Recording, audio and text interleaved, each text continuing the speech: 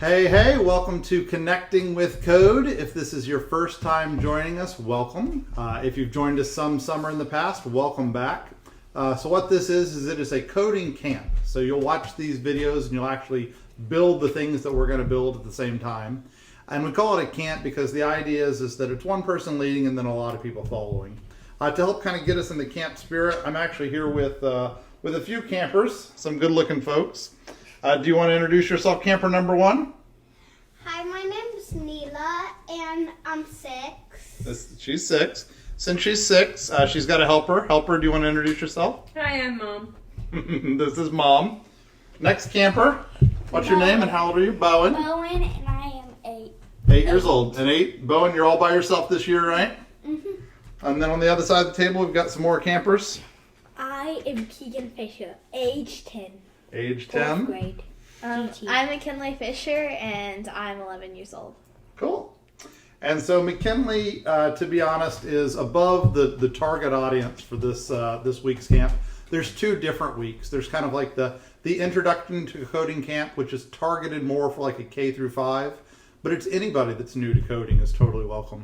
And then there's a second week camp, which this year is going to be in Python, and it's going to be a lot of fun. That camp is more what's directed at McKinley. You're actually going to see McKinley some later today as we dive in to the code. Before we kind of dive in to this week's thing, I wanted to give you a big picture look at what's going to happen this week. So each day is going to be a different app.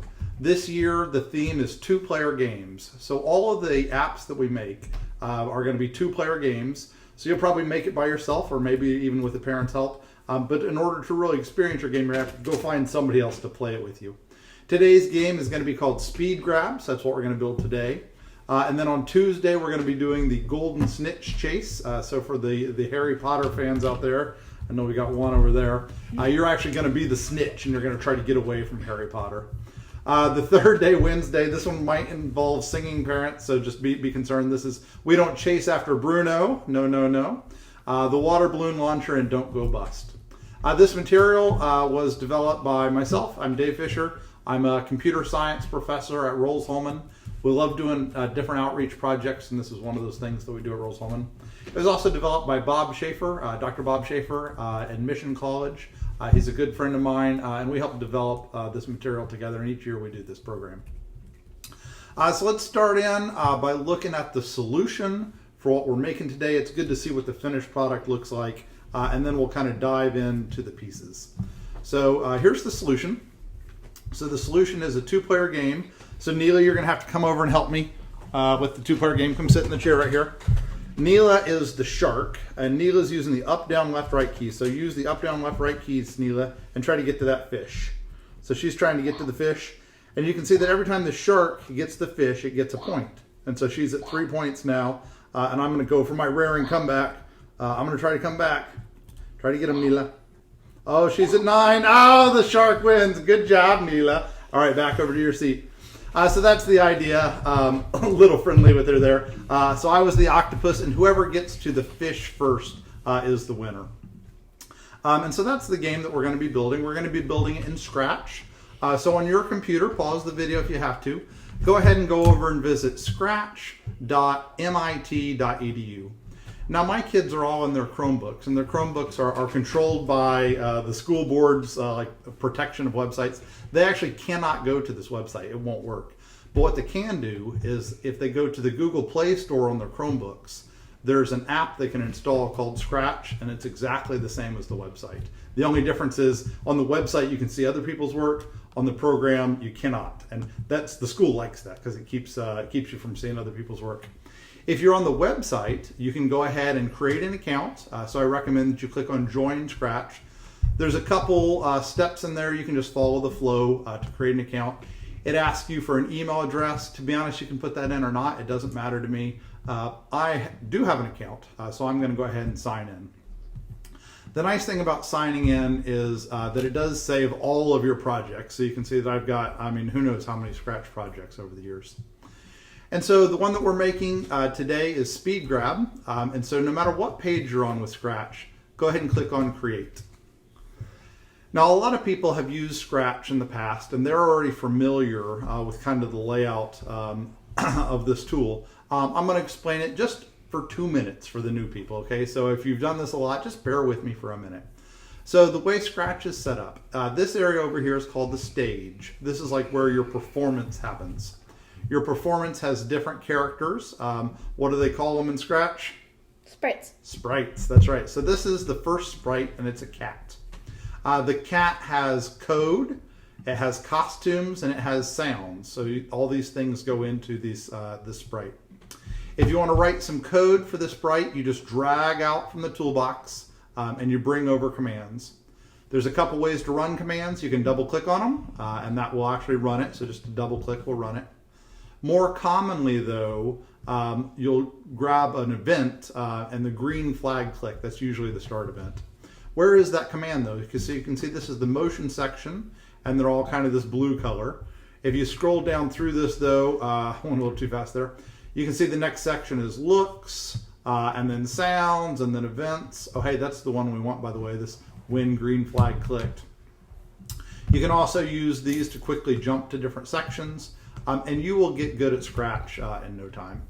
So this program here is when green flag clicked. So I hit the green flag, and he marches his way across the screen. So every time I run it, he does that. Most programs, though, they do have a forever loop. If you want to try to learn this, go to Control and make a forever move 10. This is not really that exciting either, but you can see that it does continue to repeat it. If you want to make this program a little bit more exciting, you could add another command. If you go into Motion, and then you do if on edge bounce. This program, we're going to delete it. If you followed along, great. If you just want to watch this part, that's also fine. I don't mind either way. And so when I run this, you can see that the cat goes back and forth. That's actually the end of the little tutorial, but you see the idea is that every sprite has code. You could have mini sprites in your game, and they do their thing on the stage. We're not going to use the cat today, so go ahead and click delete on the cat. We do need some sprites though. We need a grand total of 3 different sprites. So if you look at this game, I'm gonna go ahead and make it a little smaller here. You can see that this game has 3 sprites. So it's got the octopus, it's got the shark, I don't know where the shark went, he's down there, and then it's got the fish. Really these 3 sprites represent player 1, player 2, and the target. You can and should pick some theme that you'd like to play today, and you're going to pick sprites for the player 1, player 2, and the target. And then you can also set the background. So here's what I want you to take a minute to do. I want you to add 3 sprites. How do you add a sprite? Well, you click on this circle down here that says choose a sprite, so you can just click on the circle. And you can decide what you think would be a fun theme for you in your game. And so for me, I'm going to add the fish as my target. And I'm going to choose to add an octopus and a shark. I recommend that you do whatever you want for yours, and it does not have to be what I do for mine.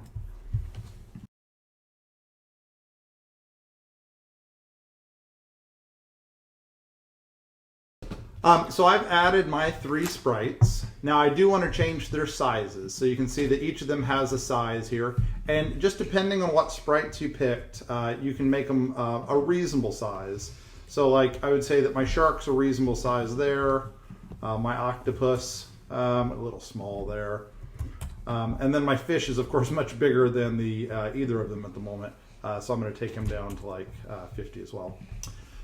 In addition to your 3 sprites, you can play it on a white background. There's nothing wrong with that, but it's kind of more fun to give it some background that's built in. By the way, my son Keegan, he's like, I don't see any sprites that I want. Well, just do the best you can. Pick from what's there. Later, we'll show you how to get images from the internet, but today, just pick from what's there. And then I'm going to set my background to be, I think there's one of them in the ocean. Yeah, so underwater looks good to me. And so now I've kind of got my theme here. The only thing I don't like about this is it's hard to like find my sprites up to the background.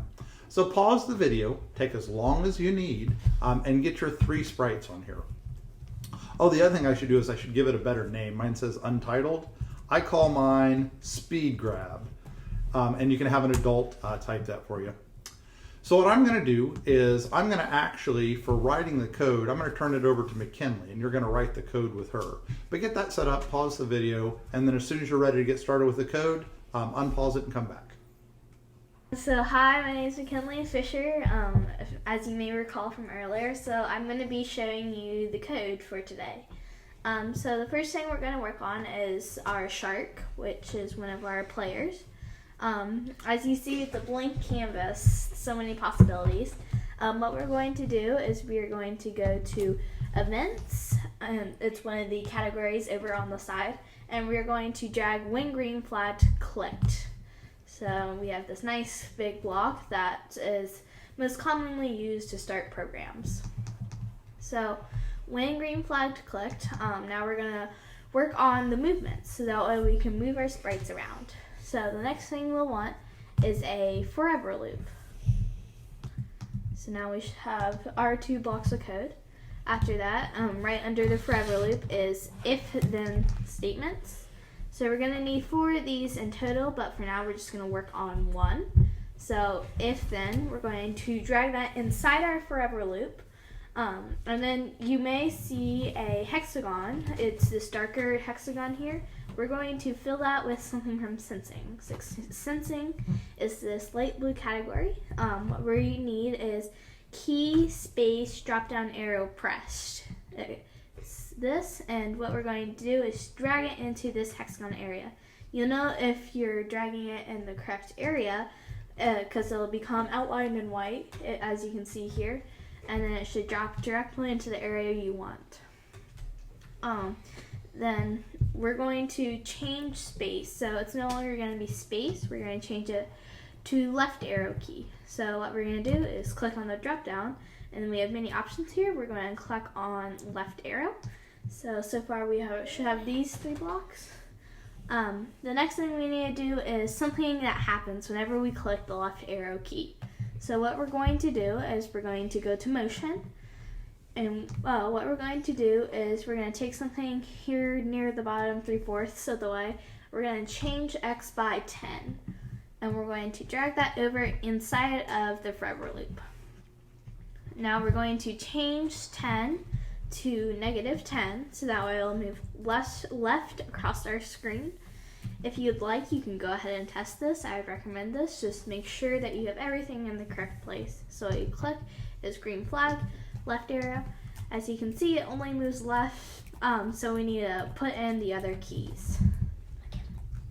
You said inside the forever loop, but you put it inside the if loop. Try not to interrupt. She did good. People can see it, so it works out Wait, fine. did you? Yeah. Okay, so the next thing we're going to do is we're going to do that 3 more times. So you may be familiar with duplicating. If you feel confident in that, you may go ahead. What you do is you would take this outside and duplicate it. But for those who are not as confident in duplicating, we'll go through the process again. There's only a few key changes.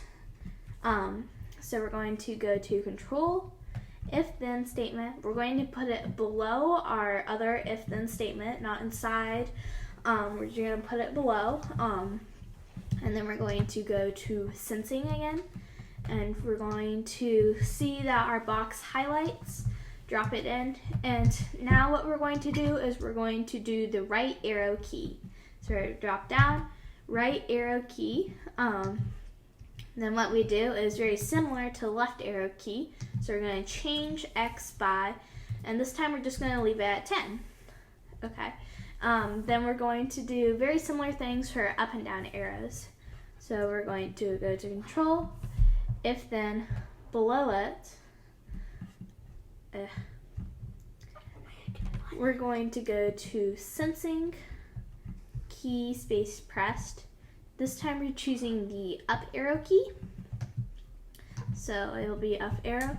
Then motion, we will go 10. So we will change Y by 10. And that is our up arrow key. Then we're going to do almost the exact same thing for down arrow key. We're going to go if then statement, sensing, key space pressed, we're going to change it to the down arrow key. We're going to go to motion. We're going to change Y by -10 this time.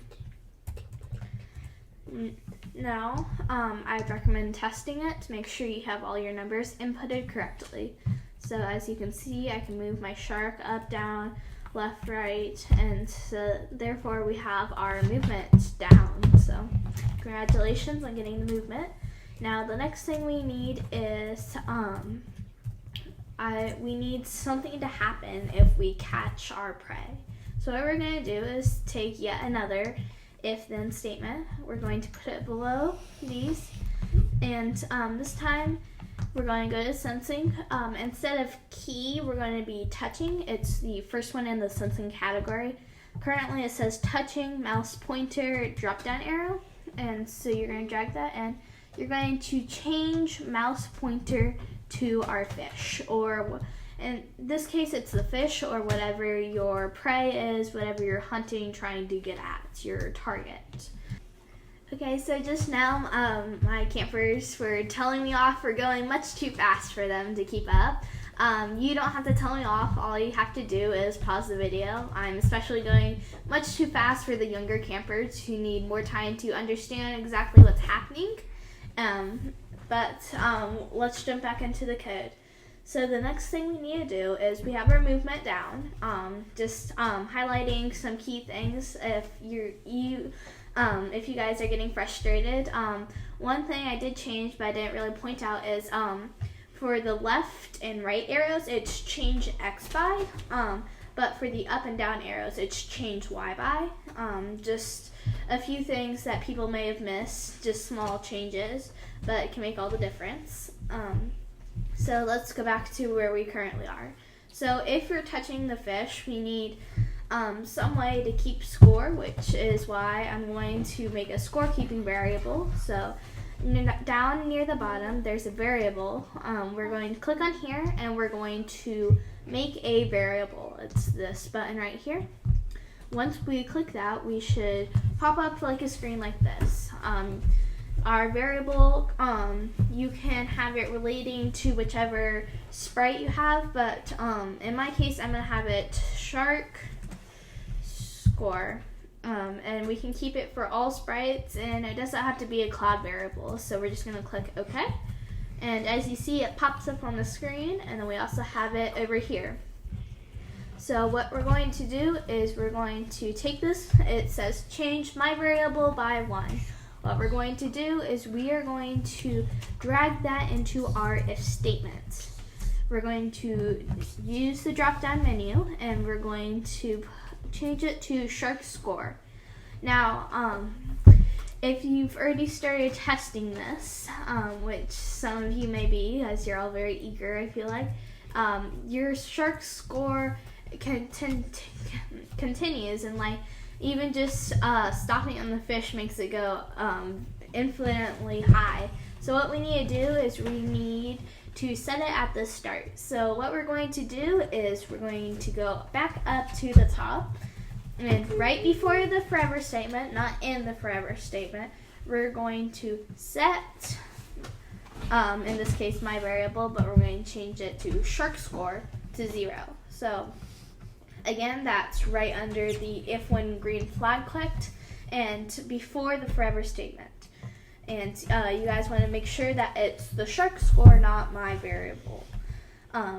Another thing I forgot earlier to mention is if you want your shark to start in a set place every time, what you can do is you can go to motion. You can kind of drag it wherever you want. In this case, I kind of want it on the side near this pink coral reef. And what we're going to do is it has this go to X and go to Y, and it has your current coordinates inputted in it. So if this is where you want your shark or whatever your sprite is, we're going to drag this over, and it can go right here. So it can go like the before the set shark score and after the green flag's clicked. So your top should look like this. Again, the last part we did was just optional with the go to, but I like having my sprites start in a set place. Okay, so now that we have that fixed, we have a scoring system. But as you saw in our solution demo, our fish also was moving around each time we collected it. So for that, we're going to go to events. Right at the bottom, it says broadcast message 1. We don't want broadcast message 1 and wait. We want just broadcast message 1. What we're going to do is drag that into the if-then statement. And we're going to create a new message. So we're going to use the drop down. There's message 1 and then there's also new message. What we're going to do is click new message. So we're going to name our new message. So since our fish is going to be moving, just to keep our thoughts in order, I'm just going to name it move. We're going to click OK. And so now in our if-then statement, if we were to touch the fish, we would change our score by 1 and we would broadcast move.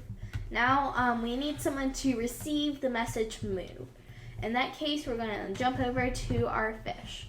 It's just, in this case, it is a fish, but it could also be just the target, the thing you're hunting or like trying to squash. So what you're going to do is you're not going to drag over if one green flag clicked. You're going to drag over when I receive move. So it's this block here, when I receive move. And what is going to happen is you're going to move to a random position. As some of you may have guessed, it has to do with movement, so we're going to go to the motion category. And what we're going to do is we're going to take this handy block, which is exactly what we want, go to random position, and we're going to drag it in under this. So when I receive move, I will go to a totally different random position. Okay, this is an additional thing. Some sprites have additional costumes, like this fish has many different fishes. So what you can do is you can go to looks, and right here in like the second segment, there is something called next costume.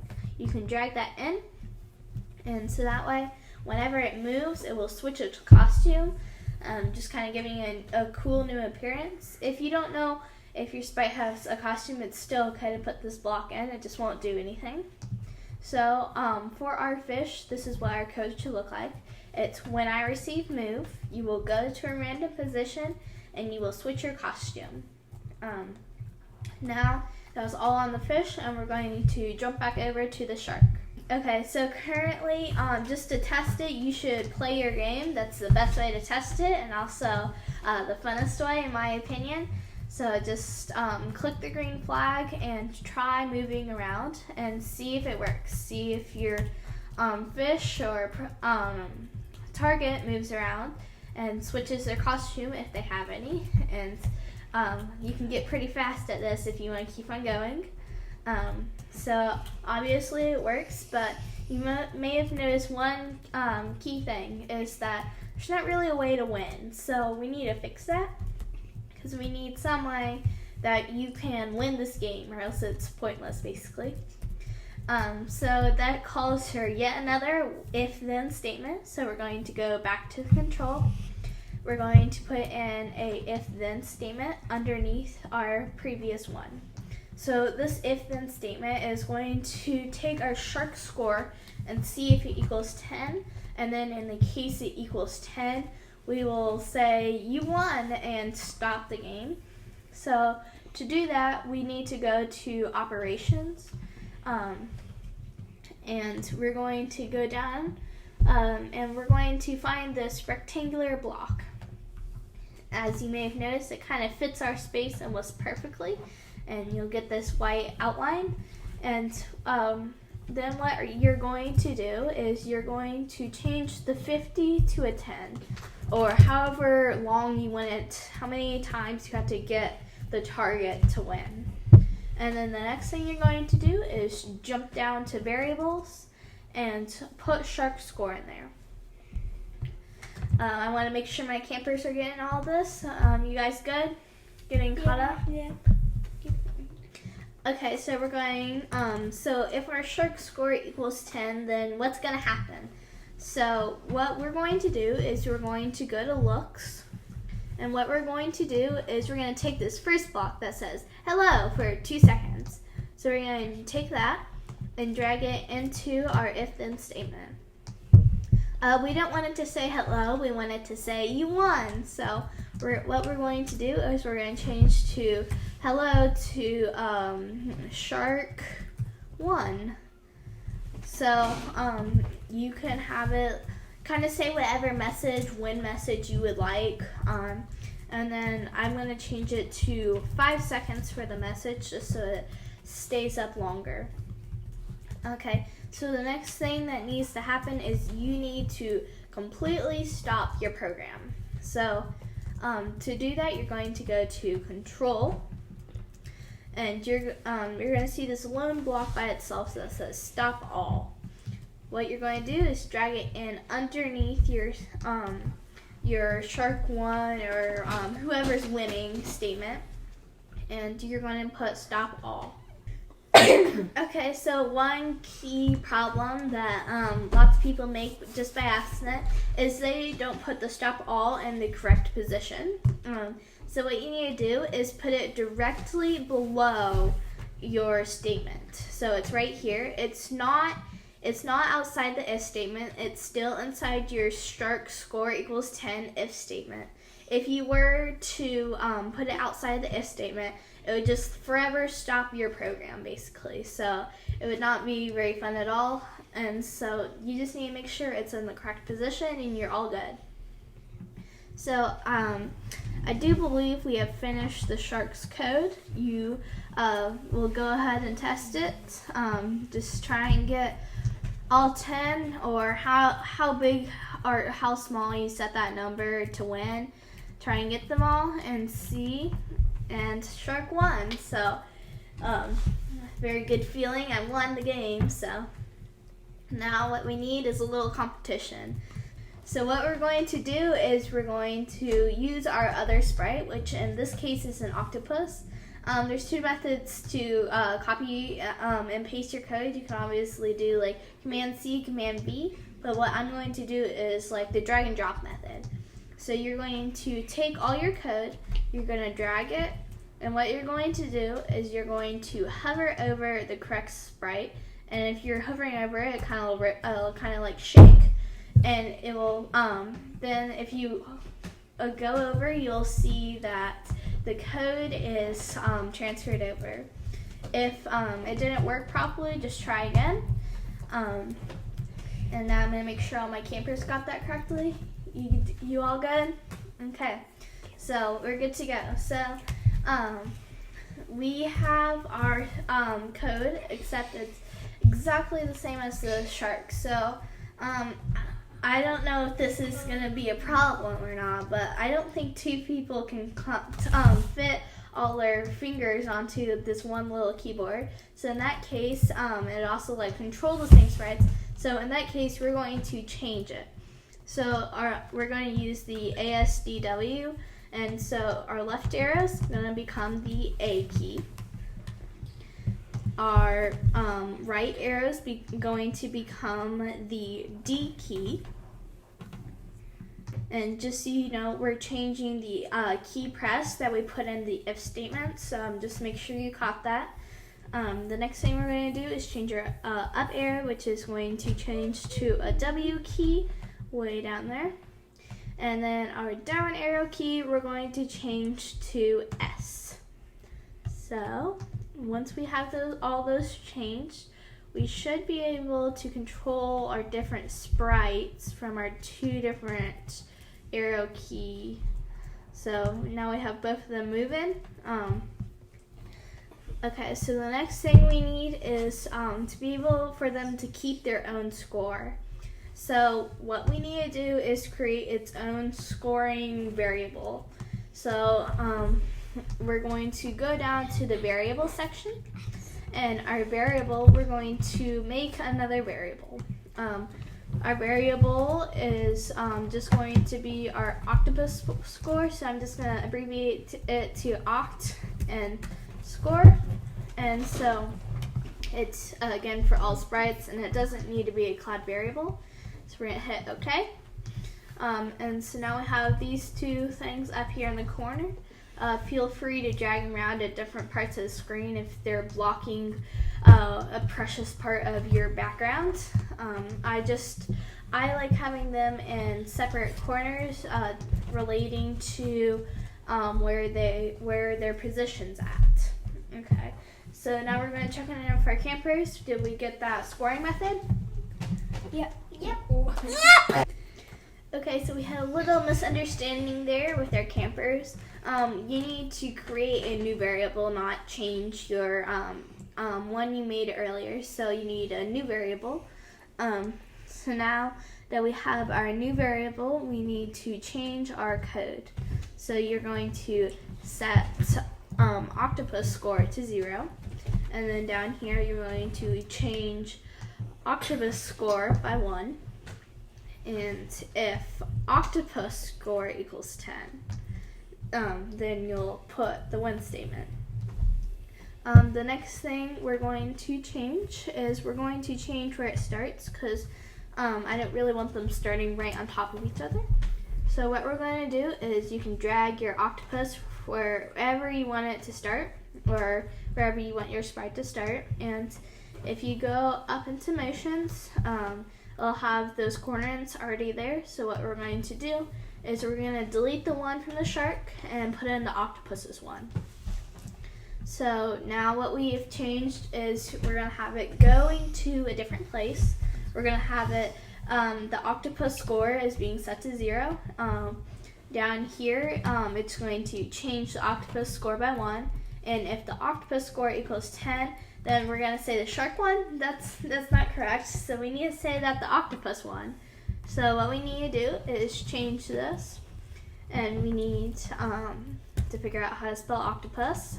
Let's see, I think I got it. So octopus 1 and for 5 seconds. And now I do believe that our game is finished. So if you want to go get a buddy or a friend to play this with, you can make it full screen and try and beat your friend. So right now I'm just playing by myself, making sure it all works correctly. So I did the shark, and now I'm testing my other sprite, make sure changed everything correctly. So now that we have all of that, there is a additional thing you can add. You can add sound effects. This is a totally optional thing. You don't have to do it. What you can do is you can, whenever you like touch the fish, you can have like a crunch or a pop or like a snap.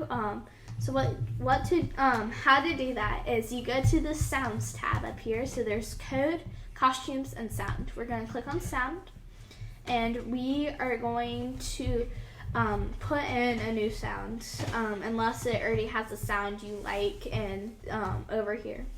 So you're just going to click here, and you're going to choose from the huge variety of sounds they have.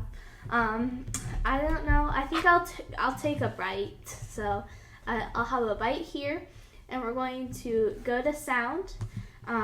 And what we're going to do is we're just going to take sound bite, and we're going to put it in our if-then statement. So now if the octopus touches the fish, it's going to play a bite sound. Maybe a little strange, but I just kind of wanted that sound. And then you can do the same thing for the octopus winning, and then you can also do it for the shark. You can do it for the shark. So it looks like it already has a chomp sound in here, so I'm going to use that. So I'm going to put it in and drag it into my if touching fish statement. And so it'll play our sound chomp, and then you can also do that down here. So like perhaps I want a winning sound, so you can choose sound. I believe it has a sound win already. Yep, it already has a sound win, and so you can put that in. So play sound win, and so, but you be sure to put it before the stop all. And it also works slightly better if you play it before the say. And so now, and then you can also do the same thing for the octopus, but now you still, that was again totally optional, but now you have a game you can play against your friends. So. All right, thank you, McKinley. She did a really nice job. By the way, whenever I lead, it always goes way slower. And so you're kind of happy you got McKinley today. So do remember, you can't always pause it. You can look at our code. So like here's the octopus finish code. There's lots of really good things to learn in here about like keeping track of like forever loops and then how if statements affect code. There's lots of good learning objectives. So, you know, all us old people, we care about learning objectives. There's a lot of learning objectives in here that we go through and we think about. I'm not going to subject you to try to look at all these things. What I really want to do is I want to see how my campers did, right? So how did they do on their games? What themes did they pick? And how did it go for them today? So we're going to start with Miss Neela, our youngest camper. All right, so let's see you play your game. So you're playing against Mommy? Oh, turn your volume up real quick. Do you have any sound?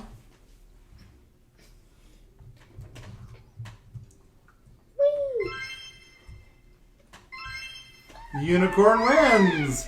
Did you have a fun time today, Neela? Yeah, Keegan only had 5. Keegan only had 5. All right, let's go see the next one. Let's get 2 players on this next one. So whose game is this one? Mine. This is Bowen's. Bowen, what theme did you use today? I used ocean. Ocean. And so Bowen used the same theme as McKinley. And that's because this game idea came from Bowen. And Bowen was the one who originally made it. So let's see your game, Bo.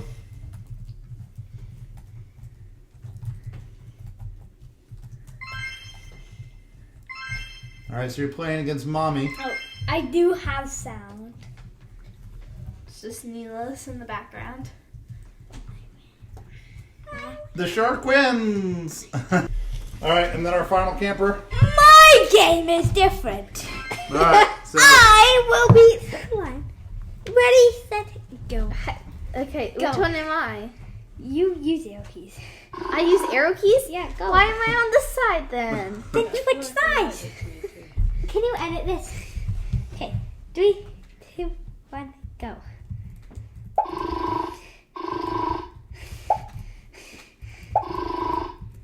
Wait, I'm chasing the snake. I'm letting me win. Really? Yay. line 1. Wait, I have to go to 10, you have to go to 5? Nope, you don't. You have to go to 134. No fair. It is fair.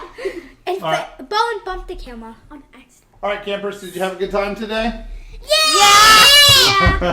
Yep. Are you looking forward to coding with us again tomorrow? Yep. All right, for each day, we're going to make a 2-player game. One thing you can do with these games is that you can hit the share button if you've done your email address. And then you can actually send this to a grandparent via email. You can share it with other people. And you can say, check out what I made. So thanks so much for coming. We really look forward to seeing you next time. We learned a lot about coding. We learned that you can do this. This can be fun. And we look forward to seeing you tomorrow. Bye.